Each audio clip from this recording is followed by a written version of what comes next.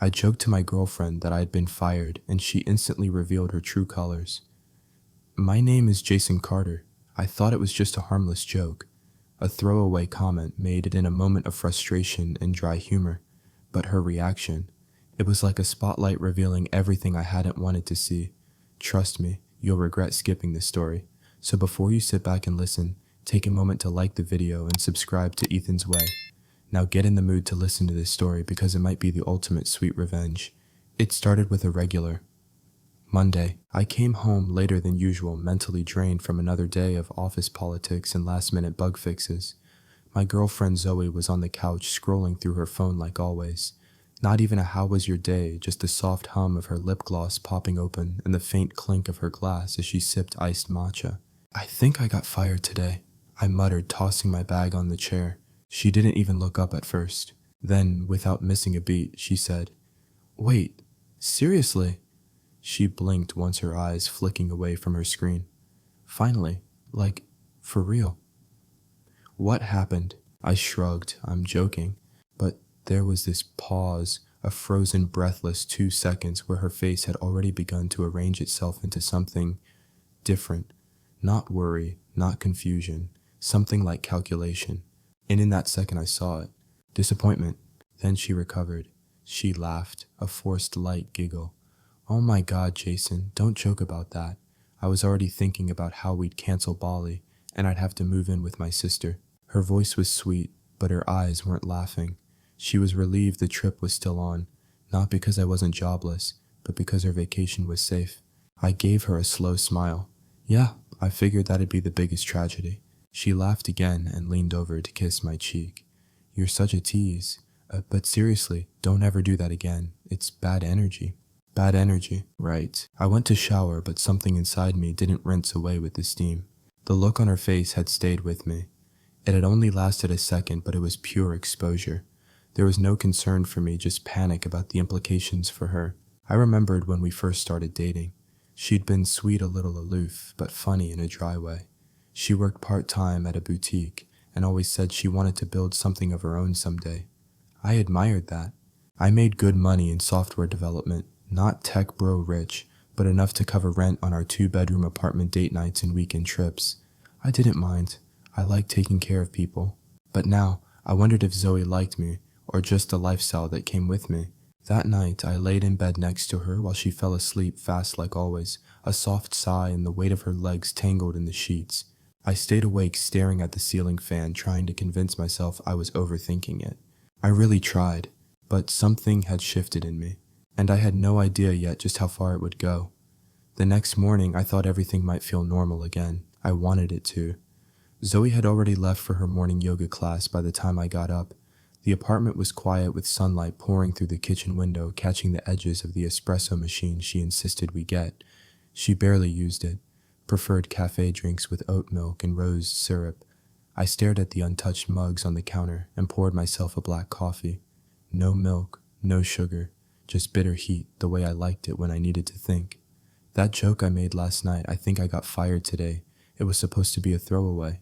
Something ironic. But the way Zoe responded kept echoing in my head like a bad chord that didn't resolve. So I sat on the bar stool, sipping coffee, wondering if I was the crazy one for even noticing, for caring. Then right around 9:17 a.m., she texted me, "Babe, did you feed Max? Also, you were joking last night, right?" I seriously had a moment of panic. Max is our cat. Technically her cat, but since I'm the one who works from home more often, I feed him. I looked at her second message for a long time. It was the emoji that got me. The awkward laugh, like someone covering up a moment of unintended honesty. I typed back, "Yeah, I was joking." "You okay?" She replied almost immediately. "Ha ha. Yes, just hate surprises like that. You know me." That was her way of smoothing things over, making things sound cute, palatable. But I wasn't so sure anymore that I did know her. Later that day, she came home with 2 pressed juice bottles and a new bag from some pop-up store she'd stopped by on impulse. It was handmade, she said, as if that justified the price tag. She kissed me on the cheek like nothing had happened. I waited. I wanted her to say something, anything about last night, but she didn't. She launched into a story about a coworker who forgot to steam a client's outfit before a shoot. Then she asked if I remembered to finalize the Airbnb for Bali. And just like that, we were back to vacation planning. Except, I wasn't. My mind was somewhere else entirely. I couldn't shake the thought that maybe, just maybe, I'd never truly looked at her without rose-colored glasses, that I'd built a version of Zoe in my head based on her smile, the way she laughed at my jokes, the way she fit so perfectly against my side in bed. But now cracks were forming. That evening, I decided to test something. We were sitting in bed. Netflix paused on some documentary she picked. I leaned back against the pillows and said half casually, "You know, I've been thinking, maybe I should trade in the car. It's kind of unnecessary, don't you think?" She looked up, brow furrowed. "What do you mean you love that car?" "Yeah, but with everything getting expensive, and maybe it's better to downsize. Get something more economical." I watched her face, the slight twitch in her cheek, the way her eyes narrowed for a fraction of a second before softening again. "Well, I mean, you do what you think is best," she said, slowly, carefully. "But we were going to do that mountain trip next month, remember? What if you get a small car and it can't handle the roads?"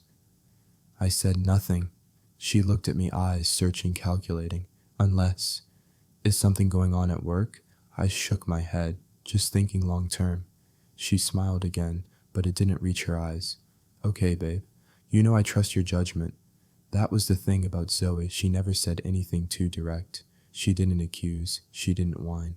She floated suggestions like cotton candy laced with arsenic, sweet on the surface, but deadly once it dissolved.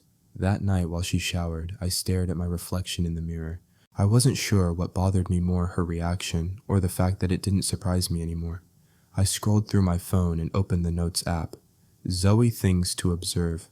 No concern over job joke. Asked about rent first. Cancelled nothing of hers. More worried about trip and Pilates than me. Watched me carefully after car downgrade idea. Said she trusted my judgment, but tone was off. I saved the note and locked my phone. I wasn't trying to build a case against her, at least that's what I told myself. I just needed to see it in writing, to stop gaslighting myself. And then something else happened. 2 days later, I came home early from work. A server had gone down and been fixed quicker than expected. I thought I'd surprise her, but when I walked through the door, I heard her on the phone. She was laughing, not just any laugh, that high, breathless one she usually reserved for flirting.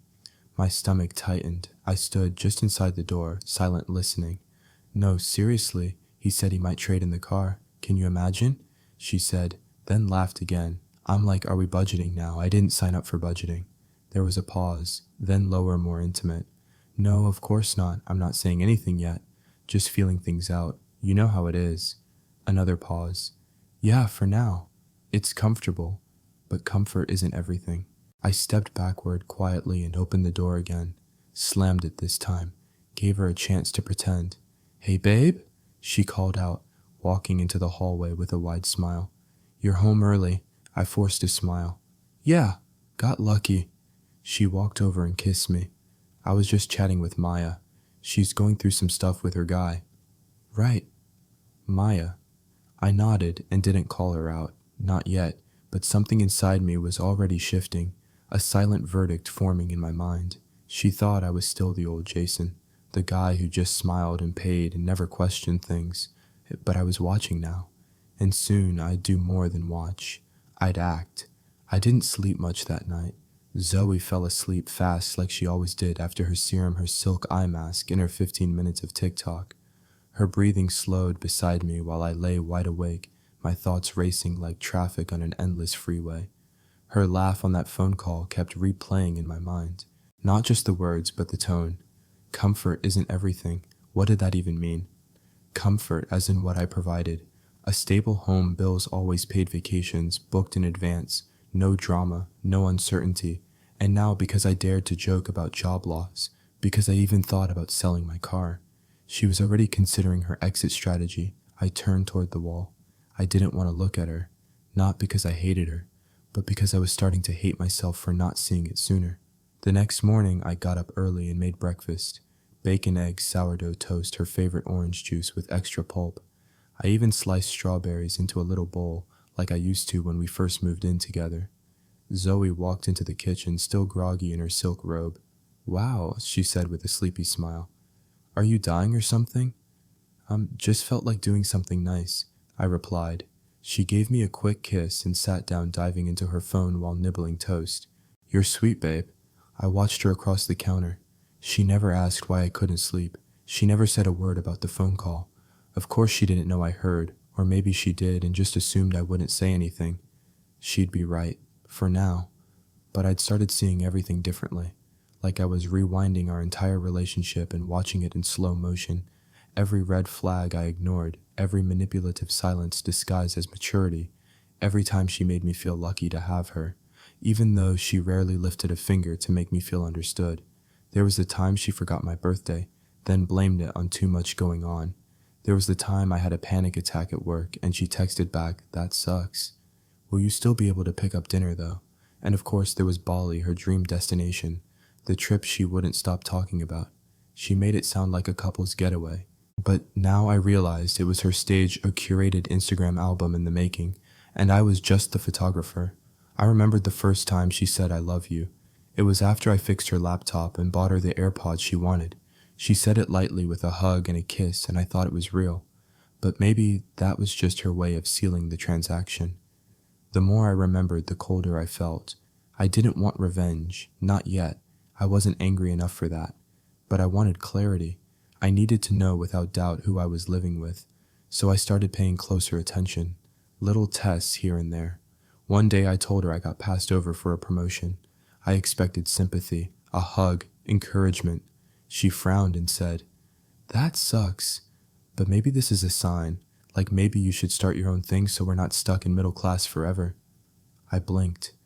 There was no we when I sat up all night finishing code that made her spa weekends possible.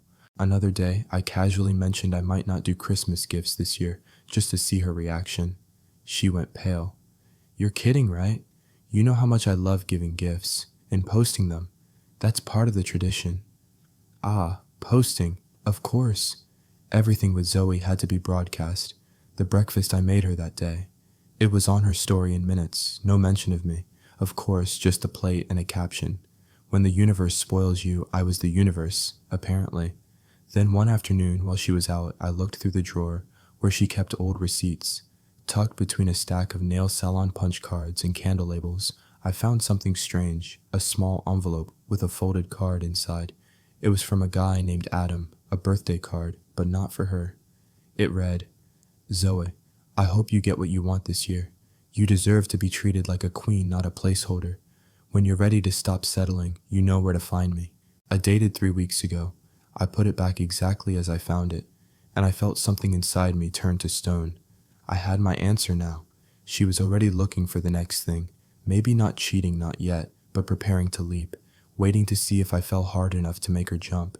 The funny thing, I didn't even feel heartbroken. I felt confirmed. Everything I feared was true. Zoe wasn't with me because she loved me. She was with me because I made life easy. And the moment I stopped doing that, she'd disappear faster than the ghost of a brunch bill. That night, I stared at the ceiling again. I thought about packing her things, about confronting her, about leaving a note and vanishing. But that would be too simple, too merciful. Instead, I had a better idea. If Zoe wanted to see what life without comfort looked like, I'd give her the full experience. I'd make her think I'd really lost everything.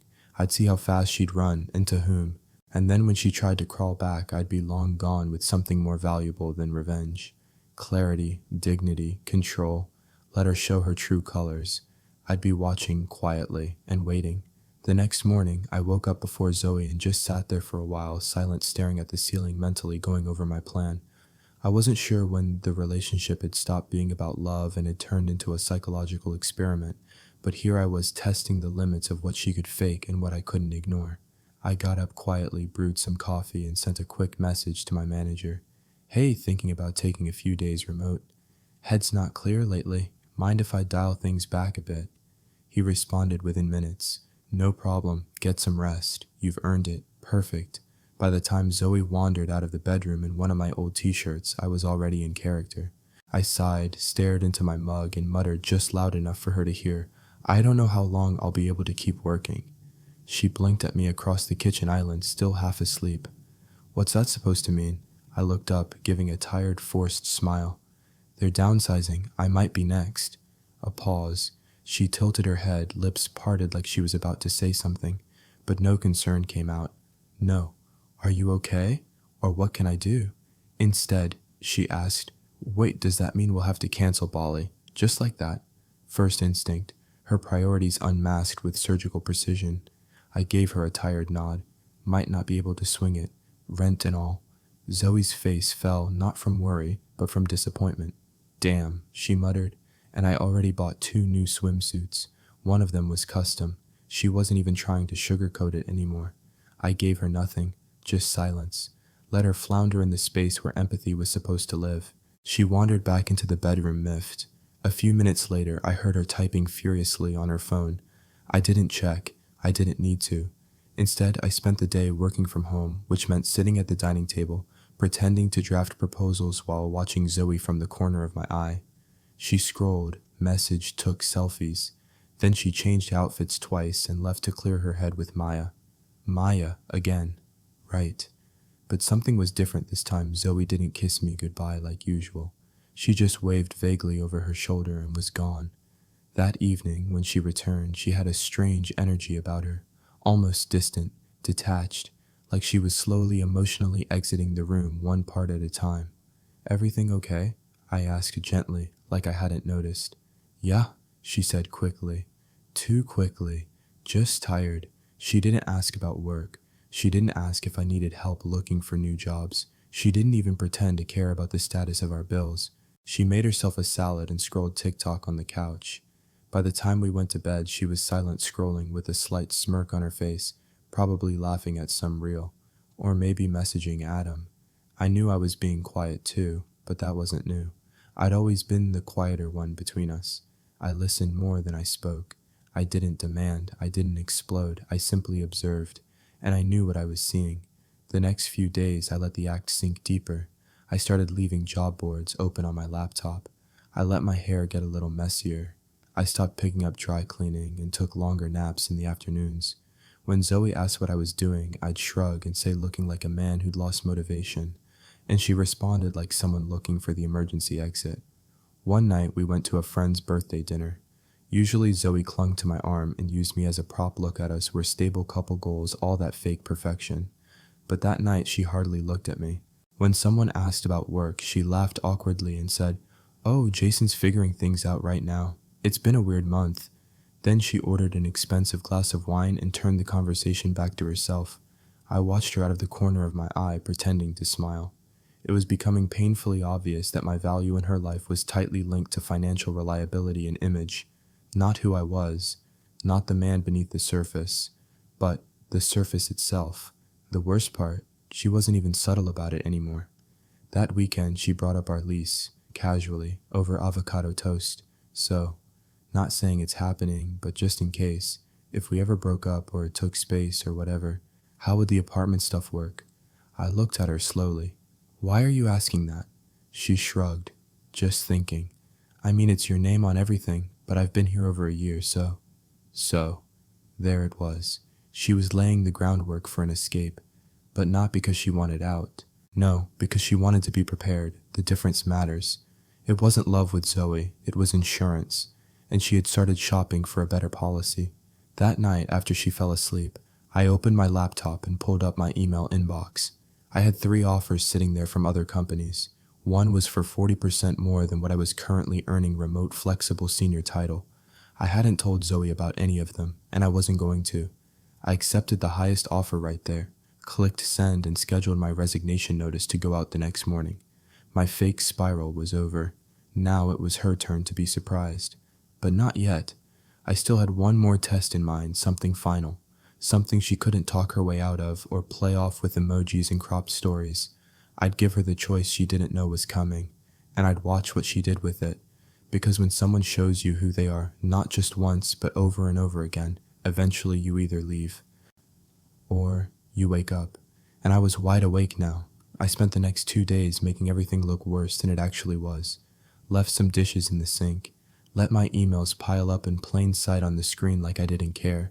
Wore the same t-shirt 3 days in a row. I even stopped shaving. Zoe didn't comment on it, at least not directly. But her eyes said everything. The once playfully amused glances turned into thinly veiled judgment. Disgust even. She had begun to look at me like I was turning into someone she wouldn't want to introduce to her friends. Perfect. That's what I wanted. On the third evening, just after sunset, I decided to push a little further. We were in the living room. She was curled up on the couch, legs crossed, glass of wine in one hand, phone in the other. Some influencer's vlog playing quietly in the background. I stood at the window for a while, pretending to think, then turned to her with just enough hesitation to sell it. "Zoe," I said, "can I ask you something serious?" She looked up slowly, eyebrow raised. Oh, that sounds ominous." I forced a nervous chuckle. "I've been thinking about us, about the future." She put her phone down and gave me that carefully curated look, interest, concern, performance, all rolled into one. "Okay." I sighed and looked at the floor. "What would you do if I really couldn't find work for a while? If I lost everything? Would you still stay?" There was a pause, a long one. She looked at me, trying to read what I wanted her to say before speaking. But that was the problem. If you love someone, you don't have to read them like a script. You just know. Finally, she spoke.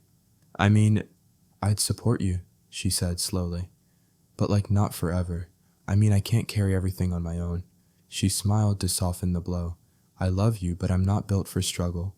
You know that about me." Wow, there it was, not even veiled anymore. I'm not built for struggle. Not I'd help you through it. Not we'd figure it out. Just a limit, a deadline, a line in the sand. I sat down across from her, nodding, slowly, acting like I was processing it.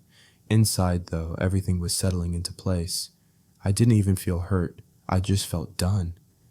Later that night, she got a phone call and stepped into the other room. I watched her through the narrow reflection in the mirror. Her back-straightened voice got lower, a small smile on her lips. I couldn't hear what she was saying, but I didn't need to. When she came back, I asked casually, "Who was that?" She blinked. "Maya." "Of course."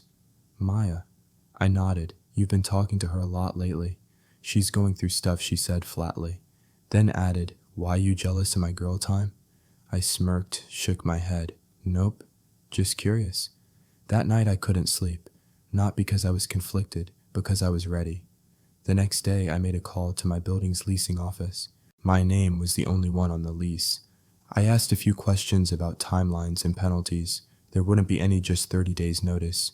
Perfect. That night I had the confrontation I didn't expect. I came home from a walk and heard her on a call again. This time her voice wasn't hushed. She was annoyed, angry even. "He's not the guy I started dating. He's just heavy now, like everything is dramatic. And the worst part, there's no ambition, no drive. I feel like I'm dragging a dead weight." My chest tightened, but I stayed still. Let her keep going. I know I sound shallow, but I need someone who's building, not someone waiting for handouts. I can't be someone's emotional support dog. Laughter, then silence. Then, yeah, I think I need to end it soon. Or at least start pulling away. That was it. That was all I needed. She didn't know I was standing just outside the door. When she ended the call and walked out, I pretended to be halfway through a podcast. She smiled faintly. "Hey." I nodded. "Everything okay?" "Yeah, just Maya again." "Of course." The next day I wrote her a note. I wasn't going to yell. I wasn't going to fight. I was just going to walk away clean, but not before letting her know that I knew. The letter read, "Zoe, I hope you get everything you're looking for. I know you're not built for struggle, and that's okay, but I am. And I need someone who doesn't vanish at the moment the struggle shows up. You said I became heavy. I say you became see-through. I heard the calls, I saw the messages, and I'm not mad, just glad I know the truth now. I've accepted a new job. I'm moving out next week. I'll cover rent till the end of the month. The rest, that's yours to carry now. Jason." I left it on the kitchen counter. The next morning, I packed a bag and walked out. No drama, no final conversation, just silence, which in a relationship like ours had always been the loudest thing of all. I didn't check my phone for the first 12 hours. I knew she'd call, text, maybe even play the victim. I wasn't ready for it, not because I was unsure of my decision, but because I wanted to feel peace. Real peace. Not the kind where everything's fine on the surface while your gut tells you something's wrong. I stayed at a friend's place for the night. Jake college roommate, no questions asked, just handed me a beer and nodded when I showed up with a duffel bag. You good? He asked eventually after we'd eaten microwave pizza in silence. Getting there, I said. I woke up the next morning with a weird sense of weightlessness, like a heavy coat had finally been peeled off after months of sweating underneath. I stretched, checked my phone, 5 missed calls from Zoe, 3 voicemails, 11 texts.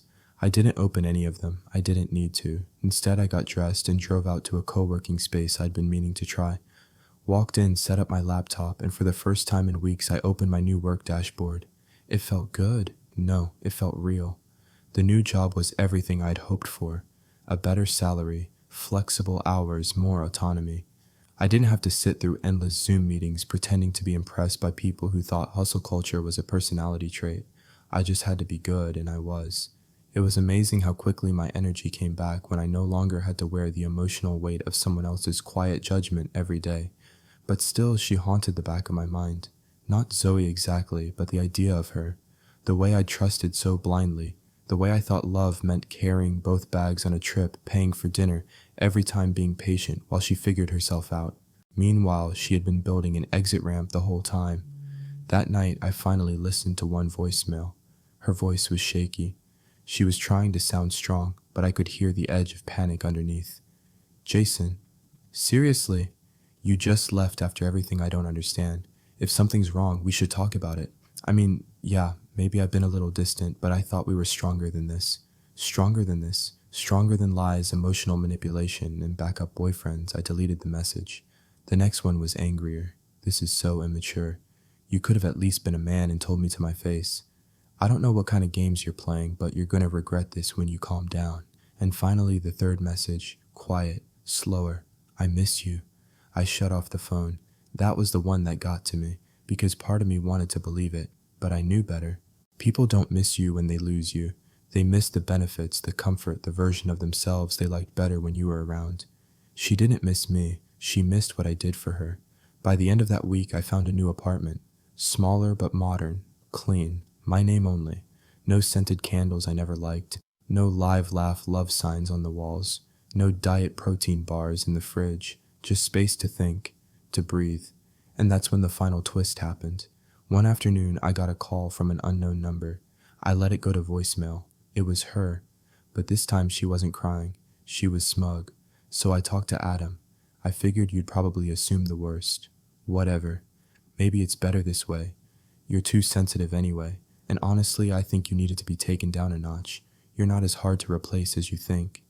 That was it. The final piece. She wanted to win. She didn't want closure. She wanted to win. She was trying to claw back some sense of superiority now that I'd removed myself from the stage she used to perform on. I sat there for a long time after that. Not sad, not even angry, just done. And there's a very specific kind of power that comes from being done. From knowing you saw it all, the masks, the performance, the manipulation, and walked away without needing to scream or prove anything. I blocked her number, not out of spite, out of peace, because I finally understood that walking away isn't weakness, it's strength. It's choosing silence over chaos, dignity over drama, freedom over fantasy, and most of all, it's knowing that the person you are becoming with them is not the person you deserve to be. I didn't hear from Zoe again for a while after that. Or maybe I did. Maybe she reached out from a new number or sent a message from a burner Instagram account. I wouldn't know. I'd blocked her everywhere.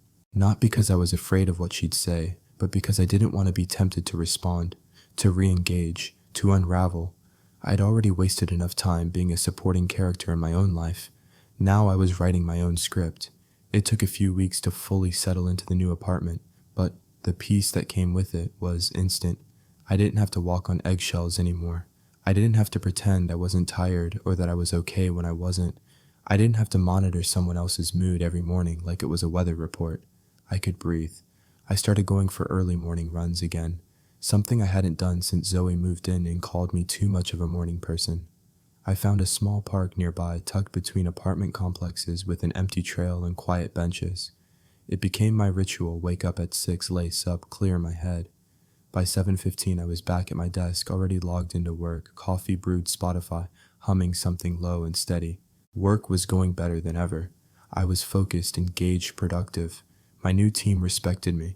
My manager gave me space and autonomy. I was even mentoring a junior developer, something I never thought I'd enjoy, but somehow it made me feel grounded, like I had something worth passing on. And the best part, I wasn't pretending to be someone I wasn't anymore. There was no one around to perform for, no one to filter my personality through, just me being fully and quietly me. But the world has a way of testing your peace the moment you start enjoying it. It happened at a friend's engagement party, mutual friends with Zoe. I had debated skipping it, but I didn't want to rearrange my entire life just to avoid ghosts. I arrived early, kept a low profile, said hi to people, and helped the host move chairs. It was a good crowd, chill, easy laughter, clinking glasses, background music playing something nostalgic. And then she walked in, Zoe, dressed like she'd walked off the cover of a lifestyle blog, all beige tones and effortless elegance. She looked the same, but different, more polished, more performative. Her eyes scanned the room quickly and locked onto me. There was a pause. Then she smiled and started walking over. My chest didn't tighten, my hands didn't shake. I just stood there calm, like I was watching a rerun of a show I used to love before realizing it wasn't that good. "Jason," she said, her voice sweet like frosting. "Wow, look at you." I smiled faintly. "Hey, Zoe, you look good," she said, eyeing my shirt, my face probably calculating whether I had lost or gained weight, whether I seemed more successful than before. "Thanks," I said. "Life's been good." She tilted her head. "I can tell." "That's great. I mean it." I nodded, waiting. Then came the real reason she approached. "I just wanted to say I have been thinking a lot about everything, how we ended, how I acted. I didn't handle things the right way." I said nothing. She continued, "You deserved more honesty, more respect. I know that now." She looked genuinely regretful, or at least really good at pretending. "I wasn't in a good place back then," she added.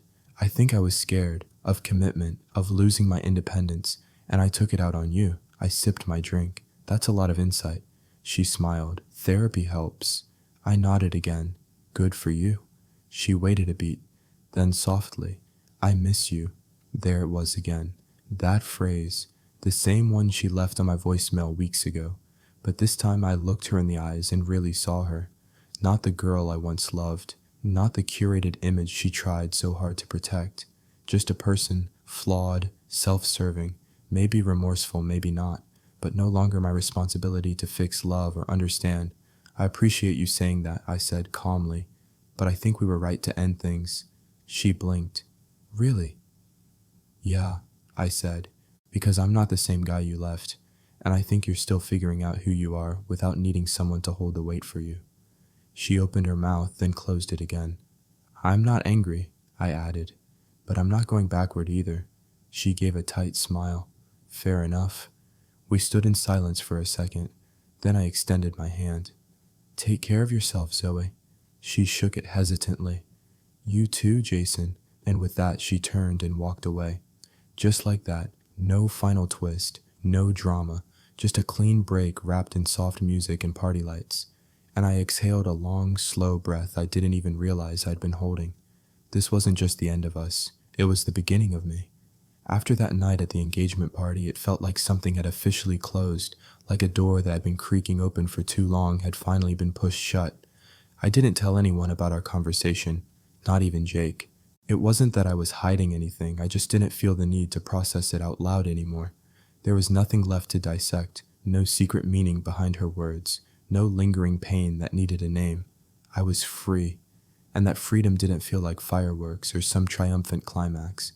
It felt like stillness, like waking up on a weekend with no alarm and realizing you can just lie there, because nothing's chasing you anymore.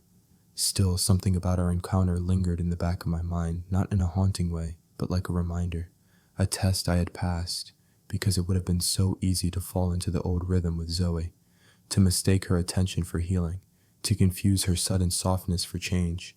But that's the thing about people like her, they don't really miss you, they miss what you did for them, and I wasn't offering that anymore.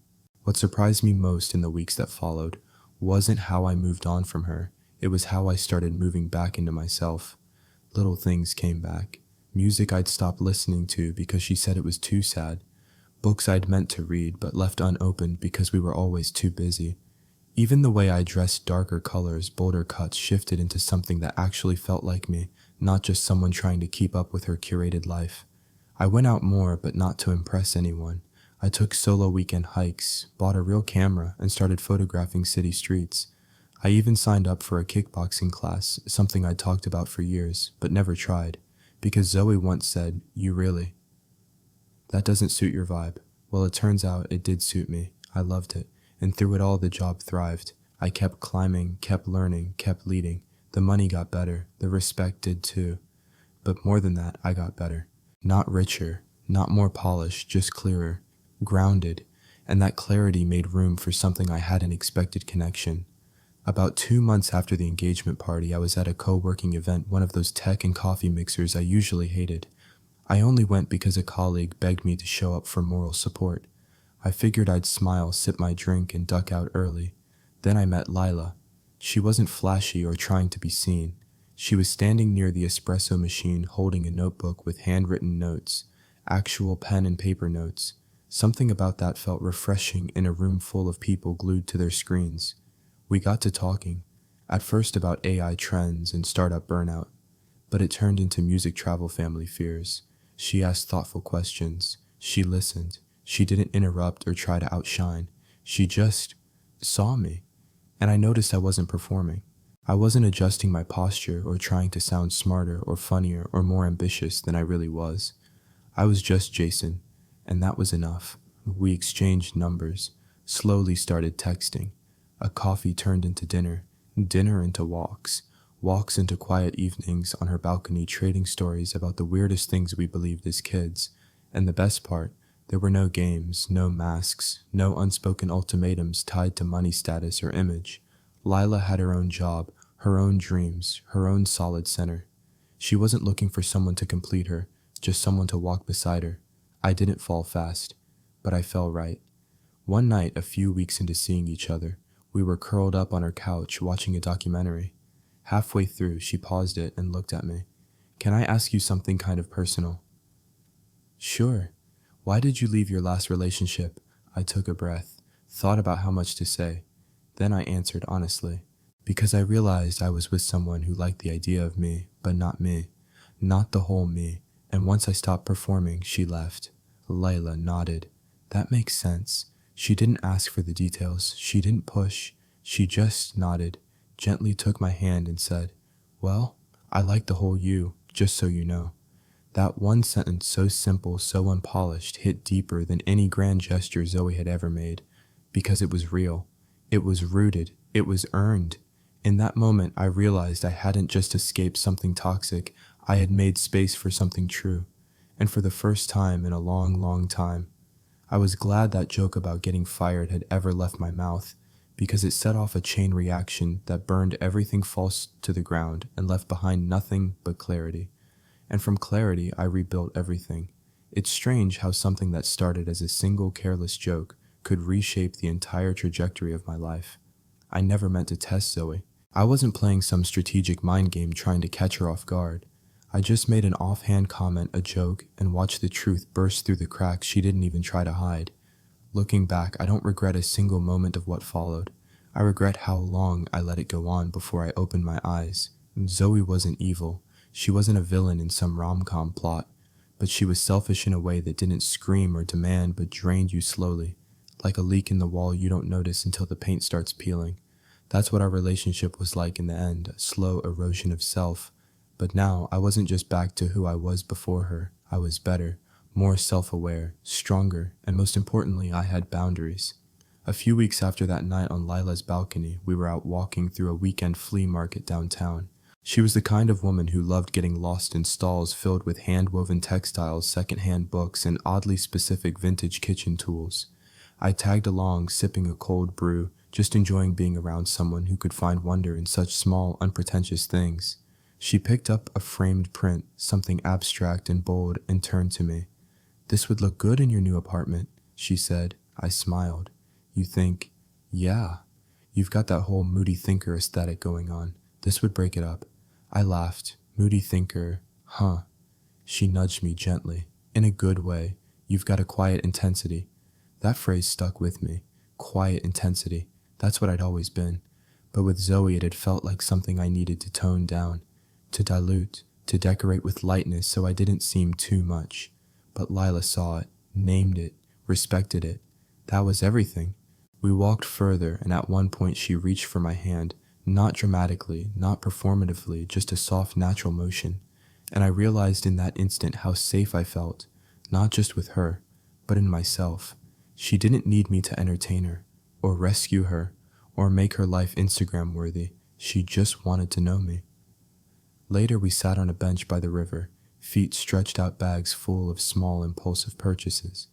We watched the water roll by, and she said, "Can I ask you something?" Of course. If Zoe had reacted differently to that joke, like if she'd actually shown empathy, do you think you would have stayed with her? That was a sharp question, not because it hurt, but because it made me realize something important. I might have stayed longer, I said, but eventually something else would have cracked, because that joke didn't change her. It just revealed her. Lila nodded slowly. Yeah, people don't shift overnight. Nope, I said. They just get better at hiding the cracks until life shakes them hard enough. We sat there for a while in silence. It was the best kind of silence, not awkward, not strained, just full of understanding. When we walked back to her car, I remembered something Zoe once said to me. It was during a fight when she was frustrated I didn't want to go to some influencer event with her. She snapped, "You're always so low-key. Can't you be exciting for once?" At the time, I thought maybe she was right. Maybe I wasn't exciting. Maybe I wasn't enough. But now I realize I was enough. I'd just been trying to shine for someone who was blind to anything but a spotlight. Lila never once made me feel like I had to be more than who I was. And in that, I had finally found the thing I'd wanted all along. Peace. Real, unshakable, uncompromised peace. Not silence, not emptiness, not avoidance, but the kind of peace that says you've been through enough. You've seen the truth. Now build something better. And that's exactly what I was doing. It was a quiet Sunday when Zoe came back into my life one last time. I was at home sitting on the couch with Lila, a record playing softly in the background, both of us flipping through an old photography book I'd picked up at a garage sale the week before. We weren't even speaking, just existing together comfortably, peacefully. Then my phone buzzed, an unfamiliar number. I would have ignored it, but something in me, maybe curiosity, maybe instinct, made me answer. "Hello." There was a pause, then her voice. "Jason." I froze for a moment.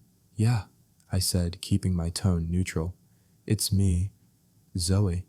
I stepped into the kitchen and shut the door behind me. Lila glanced up briefly, but didn't ask anything. She trusted me, another thing that made her different. "What do you want?" I asked calmly. I wasn't sure if I should call. I know I'm probably the last person you want to hear from." "You're not wrong." She exhaled sharply on the other end. "Look, I wanted to talk. Not to fight, not to ask for anything. Just to explain. I didn't say anything. I saw you at the party," she continued, "and I've been thinking about that conversation ever since. About how you said I only like the idea of you. And you were right." I stayed silent. After we broke up, I kept telling myself you were overreacting, that you left too fast, but deep down, I know I was wrong. I wasn't there for you when it mattered. I was selfish. I was shallow. I leaned against the counter waiting. "I've been in therapy," she said. "Real therapy, not just the Instagram quote kind. And I see it now. I was using people not maliciously, but still. Using them. Using you." I could hear the sincerity in her voice. Or maybe just the pain. I didn't know if she truly understood what she had done, or if she just missed the stability I represented. But either way, I didn't feel angry. I didn't even feel much of anything. That surprised me the most. "You didn't call just to confess all this," I said finally. "What do you actually want, Zoe?" She hesitated, I guess. Closure, maybe forgiveness, maybe even a second chance. There it was. The silence stretched long between us. Finally, I spoke. "Zoe, I'm glad you're working on yourself. I really am, but I'm not the person I was when we were together. I'm not standing in the same place waiting for you to catch up." She was quiet. "I'm with someone now," I added. "Someone who sees me for who I really am, not for what I provide or how well I play a role." I figured she said, her voice smaller. "She looked nice." "At the party." "She is." Another pause. "Okay," she whispered.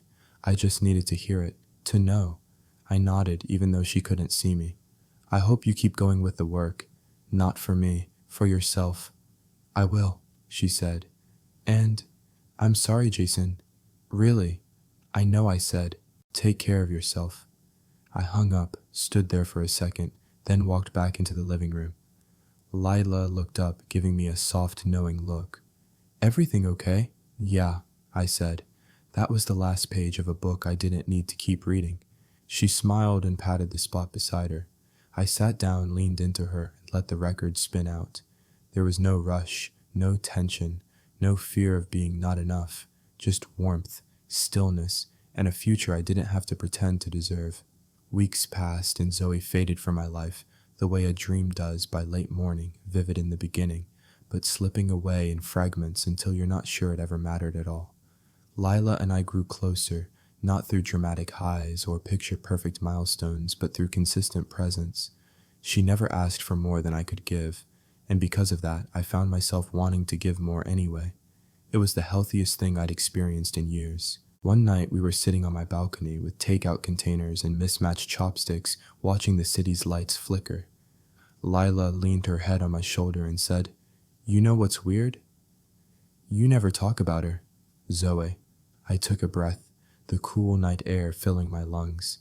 "That's because I don't need to anymore." She shifted slightly to look at me. "That's a heavy sentence." "It used to be heavy," I said. "Now it just feels honest." She nodded slowly. "Can I ask you something then?" "Not because I'm jealous, just curious." Of course, if she had been different, truly different, like let's say she showed up in therapy, made real changes, and came back with her life in order, do you think you two could have worked? It was a good question, not a trap, not a test, just curiosity. And I didn't hesitate. "No," I said. "Why not?" "Because change that comes after you lose someone isn't change. It's grief dressed up as growth." Lila blinked, then a slow smile spread across her face. "That's actually kind of profound." I chuckled. I had a lot of quiet nights to think about it. She leaned into me again. "I'm glad you walked away." "Me too." I didn't just walk away from Zoe. I walked away from the version of myself that tolerated crumbs and called it love. The version that stayed quiet to keep the peace. The version that mistook survival for partnership. Zoe helped me see all of that. In a way, I'm thankful. But not in a let's send her a Christmas card kind of way. More like, I'm thankful for what pain reveals, for what heartbreak clears out of the way. The next morning, I got a package in the mail. It was from the leasing office at my old apartment. Apparently something had been left behind in a drawer. When I opened it, I found one of Zoe's old journals, a small leather-bound notebook she used to keep half hidden in our bedroom. She never let me read it, said it was for her thoughts, not her edits. I flipped through it, unsure why I even bothered. Most of it was blank. A few pages had notes for content ideas, hashtag combinations, outfit pairings, the usual. But on the final page, just one sentence written in her small, perfect handwriting. "I don't know how to love someone who doesn't perform for me." I stared at it for a long time, then closed the notebook, put it back in the box, and tossed the whole thing in the trash. It wasn't bitterness, it was closure. Zoe was right about herself, whether she realized it or not, and I was done performing. That weekend, Lila and I hosted a small dinner at my place, a few friends, some laughter music playing softly in the background. Nothing curated, nothing posed, just life unfolding in real time. At one point, Jake pulled me aside, grinning. "You're different, man." Different how he motioned toward the table where Lila was laughing with two of our mutual friends. Happier, calmer, like you're home in your own skin. I smiled. "Yeah, that's how it feels. Because that's what real love is supposed to do, not complete you, not fix you, not elevate your image, just make you feel home in your own skin." And as I stood there, glass in hand, laughter swirling around the room, I realized the version of me that Zoe walked away from. That guy was just a draft. This was the final copy. It's been a year now since I walked away from Zoe. A full cycle of seasons of morning coffees and late night thoughts of firsts and seconds and lessons that never needed to be spoken out loud. And I still think about it sometimes, not out of pain or even curiosity, but with the kind of calm clarity that only time can give you, like flipping through an old photo album of a version of yourself you don't recognize anymore. I don't miss Zoe, but I do acknowledge what she taught me, even if she never meant to teach anything. She showed me what it looks like when love is conditional, when presence is performative, when affection is a reward, not a gift. And more than anything, she showed me how easy it is to lose yourself in someone else's expectations when you stop honoring your own. That lesson stayed with me. I carry it into every conversation now, every decision, every quiet moment when I have to choose between being liked and being honest with myself. Because here's what they never tell you. Not every toxic relationship screams. Some of them whisper. They smile, take pictures with you, and say all the right things in public while quietly erasing parts of you in private. They shrink your world down to what serves them, and they do it with a kiss, not a slap. And that's why it took me so long to see it, because when the damage is subtle, we call it compromise. We say, this is just how relationships are. We say, no one's perfect. We say, maybe I'm just being too sensitive. But deep down we know, we always know. The turning point in my story wasn't when I joked about being fired. It wasn't even when Zoe flinched at the idea of losing a vacation. It was when I looked at her reaction and believed it. When I stopped explaining it away, stopped justifying her coldness, and finally admitted, this is not what love feels like. That one moment of truth, raw, unfiltered, unavoidably clear, saved my life. Because if I hadn't seen it, then I might still be there. Still performing, still proving, still pouring from a cup that was never meant to be emptied for her. Instead, I chose peace. I chose to rebuild, not to beg. And in the space Zoe left behind, something better grew. Not just my relationship with Lila, though that has been its own beautiful journey, but my relationship with myself. I stopped measuring my worth by how useful I was to others. I stopped apologizing for needing time-space silence. I stopped treating love like something I had to earn. And now I get to show up in a relationship where I'm not afraid to be flawed, where mistakes are met with conversation, not condescension, where the goal isn't to be impressive, it's to be understood. That's the biggest difference. Zoe admired me when I performed well. Lila loves me even when I don't. And maybe that's the real moral of this whole story. The quiet truth beneath all the drama and heartbreak and hard-earned wisdom. Love is not measured by how much someone praises your highlights. It's measured by how they sit with your shadows. So if you've ever felt like you're only lovable when you're doing well, when you're shining, when you're proving your worth, I hope you hear me clearly. Now you don't need to perform to deserve love. You just need to be. That's it. And anyone who makes you feel otherwise isn't your person. Not yet. Maybe not ever. But someone else will be. Someone who will see you on your worst day, hear your silence, and still stay. Someone who won't panic when the lights dim. Someone who won't trade compassion for convenience. That's the kind of person worth waiting for. And until they show up, until you find them, or they find you, just hold on to this. You are still whole. You are still worthy. And you are no less valuable in the dark. If this story resonated with you, share it with someone who needs to hear it. Or leave a comment below. Have you ever stayed in a relationship that slowly erased who you were? Hit subscribe to Ethan's Way for more stories that remind you your truth matters and your peace is worth protecting.